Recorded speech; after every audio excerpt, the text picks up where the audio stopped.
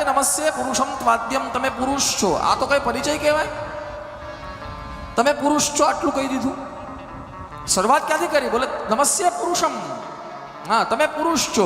પુરુષ છો, પણ કયા પુરુષ છો? બોલે આદિ પુરુષ છો. યસ, ત્વાદ્યમ, આદિ.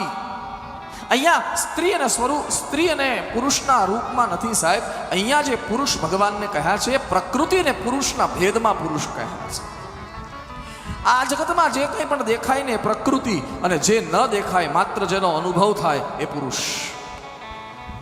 બ્રહ્મ કેવી રીતે ઓળખાય? બોલે માયા મિશ્રિત બ્રહ્મ આવે ને તો હાથ પગ ને બધું જ એનું હોય, બધું જ હોય. સાકાર પરમાત્મા માયા મિશ્રિત જ હોય. પણ શુદ્ધ બ્રહ્મ પુરુષ જે કહ્યો છે, કયો પુરુષ? બોલે જે દેખાય નહીં, માત્ર જેનો અનુભવ થાય એ પુરુષ.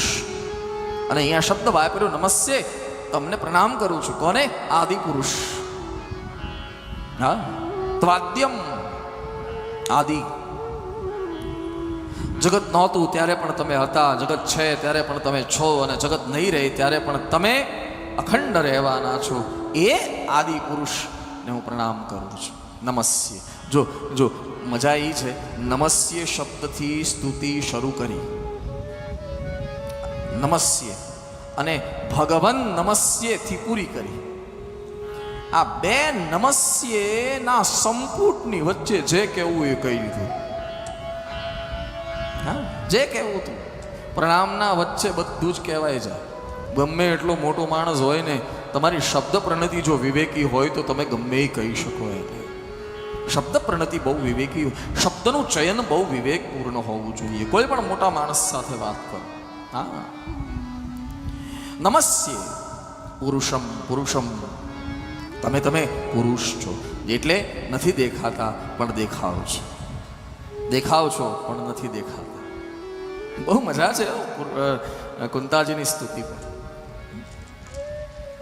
જે દેખાય એ પ્રકૃતિ, અને જે ન દેખાય, જેનો માત્ર અનુભવ થાય એ પુરુષ.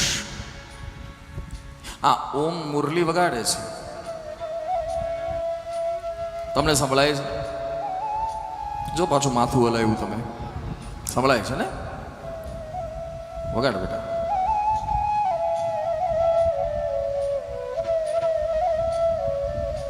ઓમ મુરલી બતાવતો બેટા. દેખાણી? હા કે ના? હા, દેખાય છે તમને એ પ્રકૃતિ છે. આ મુરલી દેખાય છે? હા. એ મુરલી વગાડવા વાળા ભાઈ દેખાય છે? દેખાય છે ને? તો એ પ્રકૃતિ છે.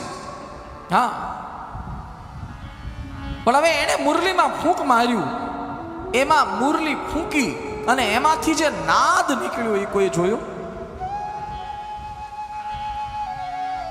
ગમે એટલા સૂક્ષ્મદર્શક યંત્ર મૂકો સાહેબ, એ નાદને નહીં પકડી શકો. એટલા માટે આપણે ત્યાં નાદને બ્રહ્મ કહ્યો છે. નાદ બ્રહ્મ વો પુરુષ હૈ, જેનો માત્ર અનુભવ થાય સાહેબ. આ ગુલાબ દેખાય છે, આ ગુલાબ જે દેખાય છે ને સાહેબ, એ પ્રકૃતિ છે, પણ અંદરથી જે સુગંધ નીકળે એ કોઈ ન જોઈ શકે. એનો માત્ર અનુભવ થાય તો વો પુરુષ હૈ, और उसको काट नहीं सकते. हाँ, કોયલ દેખાય તો એ પ્રકૃતિ, પણ એના ગળામાંથી જે ટૂંકાર નીકળે એને તમે કાપી પણ ન શકો, એને છેદી પણ ન શકો, એને ભેદી પણ ન શકો. હા, તમે કાન બંધ કરી દો તો તમને સંભળાતો બંધ થઈ જાય, એનો મતલબ ઈ જતો રહ્યો એવું નથી. એટલા માટે એ પુરુષ છે. અહીંથી તમને શબ્દો સંભળાય છે? શબ્દો સંભળાય છે? જો પાછું બોલ્યા નહીં તમે. શબ્દો સંભળાય છે? હા, શબ્દ બોલનારો દેખાય છે? દેખાય છે ને? તો એ પ્રકૃતિ છે. વહી પ્રકૃતિ હૈ. પણ શબ્દ કઈ સ્પીડમાં તમારા કાનમાં ગયો, ગમે એટલા મશીન મૂકો, એ નહીં પકડમાં આવે, કારણ કે શબ્દ પુરુષ છે. એટલા માટે આપણે ત્યાં શબ્દ છે, શબ્દ બ્રહ્મ, એક નાદ બ્રહ્મ, એક શબ્દ બ્રહ્મ. એવી રીતે આ શરીર દેખાય છે એ પ્રકૃતિ છે, અને શરીરમાં રહેલો આત્મા દેખાતો નથી, એ પુરુષ છે. એટલા માટે ત્યાં પણ એક શબ્દ આપ્યો છે, આત્મબ્રહ્મ. આત્મબ્રહ્મ, શબ્દ બ્રહ્મ, નાદ બ્રહ્મ. આ પ્રકૃતિ અને પુરુષનો ભેદ છે.